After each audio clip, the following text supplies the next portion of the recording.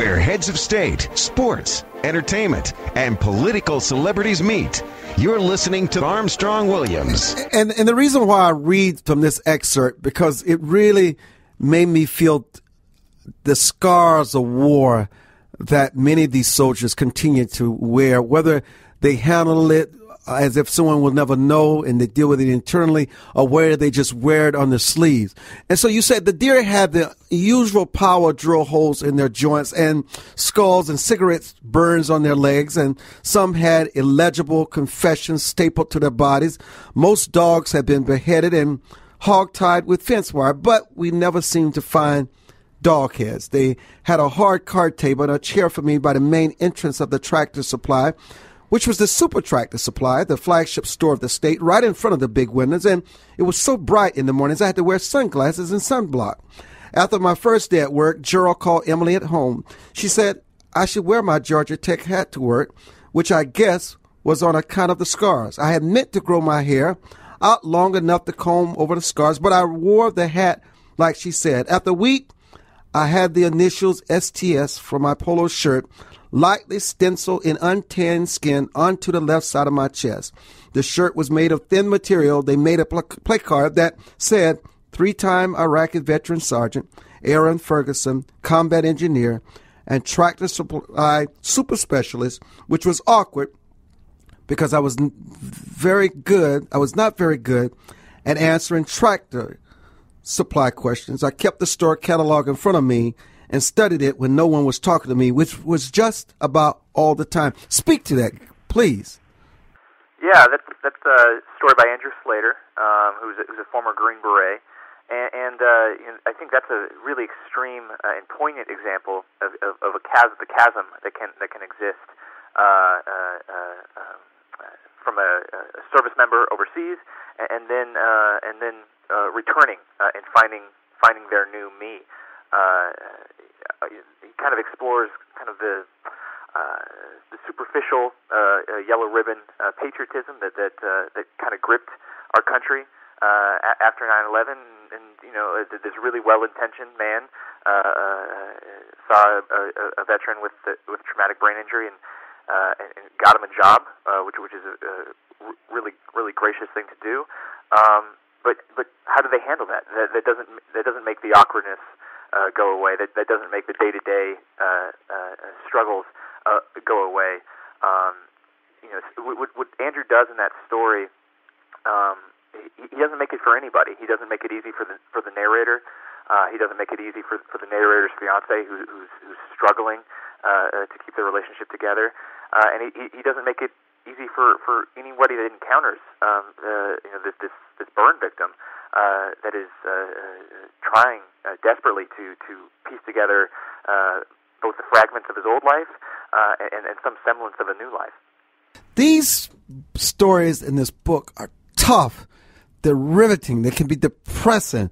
They're horrific. And you know that one thing, you can never forget them. And it's not because you tried to make it that way. That's just what life is like in the war zone. Oh, absolutely. Yeah. 4 or 5 of our stories are set directly in Iraq or Afghanistan. The remaining are here on the home front. But even the stories on the home front, you can kind of feel you can still feel the desert. You can still feel the singing mountain air. A really good example of that is Phil Cly's redeployment.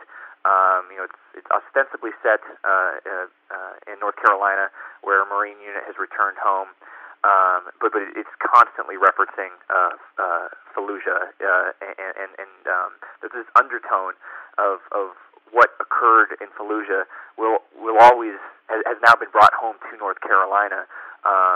Certainly the returning Marines know it, but there's this slow creep of their family and friends who were not over there with them, realizing that Fallujah and the horrible, ugly battles that went on there are have now penetrated kind of their suburban bubble right outside Camp Lejeune in North Carolina.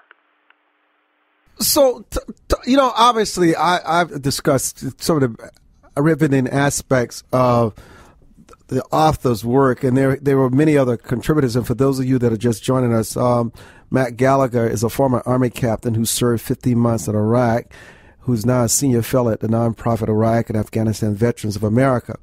And Roy Scranton, an Iraqi veteran, also was an artilleryman in the Army, and his poetry, fiction, and essays have appeared in many publications, including the New York Times, the Boston Review, and the Massachusetts Review.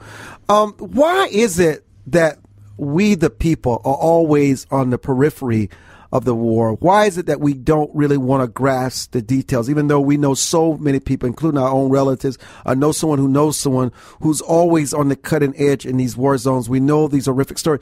Is it just because it traumatizes us in a way we've already been traumatized from the stories we already know of what our men and women sacrifice every day for our freedom? Yeah, well, I mean, you said these stories are intense, and they are, and, you know, they'll often, you know, they can even leave, you know, us editors, we editors who have been reading them over and over again, shaken after reading them. And a lot of times it's hard to want to be, you know, shaken and disturbed when you don't have a reason to be. And sometimes it's hard to want to face the truth of the last decade of war.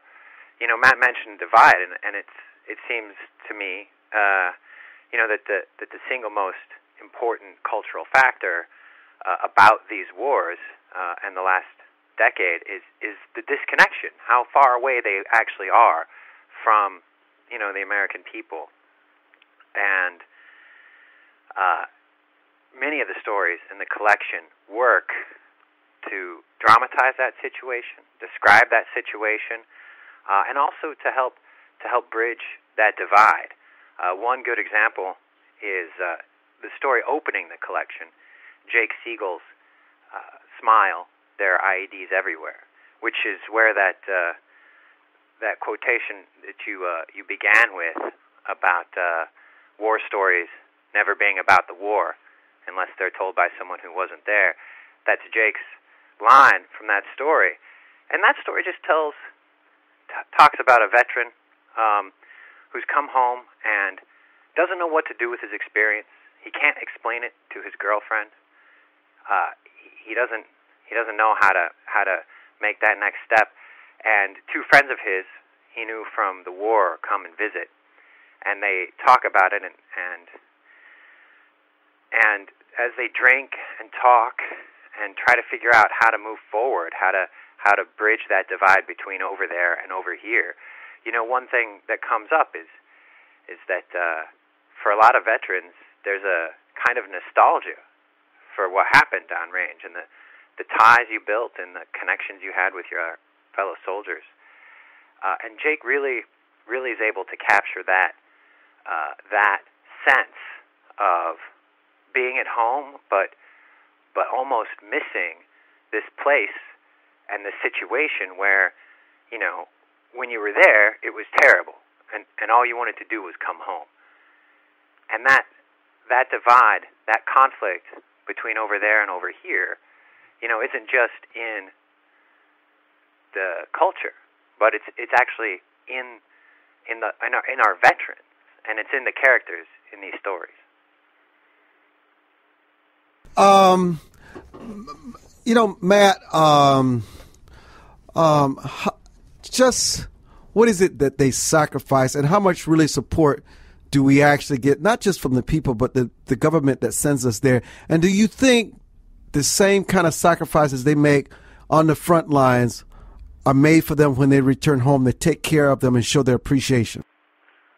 That's a great question. On one hand, the support the American people have showed the military has been outstanding. You know, there's been this kind of reaction against what happened with Vietnam, and people have been made a really concerted effort to separate politics from the soldiers and the service members. On the other hand, it's kind of had this disconnecting effect that Roy mentioned, of almost kind of helping create a subculture where the military and veterans community is separate and distinct from the greater American society. And there's been a lot of debate of whether or not that's a healthy thing, for democracy. That said, we're probably not going back to a draft. So this is what we have, and it's up to us as citizens to bridge that cultural gap, because it is it may not if it's not our sons and daughters fighting in the wars, it's someone else's. As for your question as to whether or not veterans are taken as good a care of when they come home, the facts are very clear. The answer is no. The VA has a very challenging burden, but that doesn't mean it's not failing, because it is. It's only 50% of Iraq and Afghanistan veterans are enrolled in VA healthcare. They're all entitled to at least 5 years of free health benefits, and there's a variety of reasons that the other 50% aren't taking advantage of that, from not knowing about it due to failure in outreach efforts, to distrusting the VA medical system because of the various horror stories they hear. I think it's a lesson for us all that when hold your point there, Matt. We're coming back. Matt and Roy, don't go away. I'm Armstrong Williams. Their book, Fire and Forget. You must get a copy of this book. It is riveting. We'll be back.